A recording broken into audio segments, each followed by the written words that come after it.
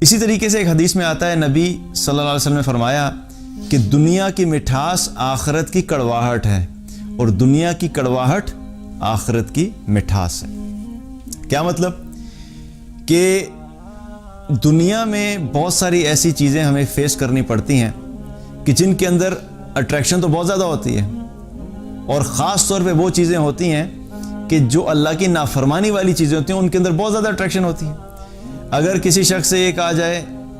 کہ میوزک کے بارے میں آپ کا کیا خیال ہے، تو جو شخص میوزک سننے کا عادی ہے اس کو میوزک کے اندر اٹریکشن ہوتی ہے، اسی لیے تو وہ سنتا ہے، اس کو بڑا زبردست لگتی ہے، اس کو بڑی میٹھی چیز لگتی ہے وہ۔ اسی طریقے سے جس شخص کو حرام ریلیشن شپس کی عادت پڑ جائے تو اس سے کہا جائے تم کیوں کرتے، تو اس کو تو بڑا مزہ آتا ہے اس کے اندر، اس کو تو بڑی مٹھاس ملتی ہے ان چیزوں میں۔ تو جو بھی اللہ کی نافرمانی کی چیزیں ہیں ان کے اندر اٹریکشن تو ہے، لیکن وہ ظاہری طور پہ جو وقتی طور پہ مٹھاس نظر آ رہی ہوتی ہے وہ آخرت میں کڑواہٹ بنے گی۔ کیا مطلب؟ کہ آخرت میں پھر ایسے لوگوں کو ان چیزوں کا، ان اعمال کا بدلہ جہنم کی صورت میں دیا جائے گا، کہ آخرت میں وہ ریگریٹ کریں گے، آخرت میں وہ افسوس کریں گے، آخرت میں وہ روئیں گے، آخرت میں ان کو اس کا عذاب دیا جائے گا جو انہوں نے اللہ کی نافرمانی کی چیزوں کو کیا۔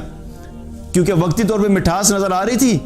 یہ نہیں احساس کیا کہ میں نے کرنا ہے کہ نہیں کرنا، میرا اللہ مجھ سے ناراض ہوگا اگر میں کروں گا، لیکن کر لیا اپنی خواہش کو پورا کرنے کے لیے، اپنی خواہش نفس کو فالو کرتے ہوئے اس نافرمانی کے کام کو پورا کر لیا۔ اب وہ جو وقتی مٹھاس تھی، وقتی انٹرٹینمنٹ تھی، وقتی لذت تھی، وہ آخرت کی کڑواہٹ بن جائے گی، اور دنیا کی کڑواہٹ آخرت کی لذت بنے گی۔ کہ بہت سارے ایسے اعمال ہیں کہ جو ہمیں کرنے میں بہت مشکل لگتے ہیں، ان میں کڑواہٹ محسوس کے، یعنی کہ انسان کو جس طرح کوئی کڑوی چیز پینے میں یا کھانے میں ایک کراہیت ہوتی ہے اور مشکل لگتا ہے، کوئی کڑوی دوائی اگر آپ کو لینی پڑے تو کیا ہوتا ہے، وہ خوشی سے تو نہیں لیتے نا، لیکن لے لیتے ہیں کیونکہ ہمیں پتہ ہے کہ وہ ہے تو دوائی اور میرے فائدے کی چیز ہے، بے شک کڑوی ہے لیکن اس سے مجھے فائدہ ملے گا الٹیمیٹلی۔ اسی طرح دنیا میں بہت ساری ایسے نیک اعمال ہیں، اللہ کی اطاعت کے ایسے اعمال ہیں جن کو کرتے ہوئے انسان کو بڑا مشکل لگتا ہے، کئی دفعہ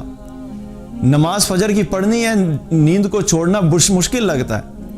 اسی طریقے سے کسی کی طرف اٹریکشن ہو رہی ہے، حرام کی طرف رغبت ہو رہی ہے، اس کو چھوڑنا مشکل لگتا ہے۔ دوست یار جو ہیں وہ میوزک کے لیے جا رہے ہیں، کانسرٹ کے لیے جا رہے ہیں، لیکن اللہ کی نافرمانی آپ کو لگتی ہے، اپنے آپ کو روکنا مشکل لگتا ہے۔ اسی طریقے سے خواتین کے لیے حجاب کرنا، اور جہاں پہ بہت ساری خواتین جو ہیں وہ بن ٹھن کے آئی ہوئی ہیں اور اچھے اچھے پرفیومز لگائے ہیں اور اچھا میک اپ کیا ہوا ہے اور پوری جگہ کے اوپر سینٹر آف اٹریکشن بنی ہے، وہاں پہ کوئی خاتون جو ہے وہ حجاب کر کے چلی جائے تو وہ ظاہری طور پہ مشکل تو لگتا ہے، لیکن کیا ہے کہ یہ وہ جو چیزیں ہیں جو کہ تھوڑی سی دنیا میں کڑواہٹ کی چیزیں ہیں، اللہ کے رسول صلی اللہ علیہ وسلم کیا فرما رہے ہیں کہ آخرت کی مٹھاس بنیں گے۔ پھر یہ جو دنیا میں تمہیں تھوڑی مشکل لگ رہی ہے، لیکن یہ آخرت میں مٹھاس بنے گی تمہارے لیے، اس کی وجہ سے اللہ تمہیں جنت عطا فرمائے گا، اور جنت میں تم کیا ہے کہ اپنی ساری خواہشات بھی پوری کر لو گے۔ تو دنیا کے اندر جو ایمان والا ہے وہ زندگی ایسے گزارتا ہے کہ چاہے اس کو اعمال، نیک اعمال کرتے ہوئے مشکل بھی لگے، لیکن وہ اپنے آپ کو شریعت کا پابند رکھتا ہے۔ اور یہ کئی دفعہ نیک اعمال کرنا بہت سے لوگوں کو مشکل کیوں لگتا ہے، کیونکہ اکثر یہ بھی مجھے میسج بھی آتا ہے، اور وہ لائیو سیشنز جب ڈسکس کرتے ہیں تو اس میں بھی یہ پوائنٹ آتا ہے کہ اسلام میں اتنا مشکل کیوں ہے، اسلام کو فالو کرنا اتنا مشکل کیوں ہے۔ تو اصل میں بات کیا ہے کہ وہ فالو کرنا مشکل نہیں ہوتا، لیکن ہم نے چونکہ ایک وے آف لائف کو اڈاپٹ ہی نہیں کیا ہوتا بچپن سے،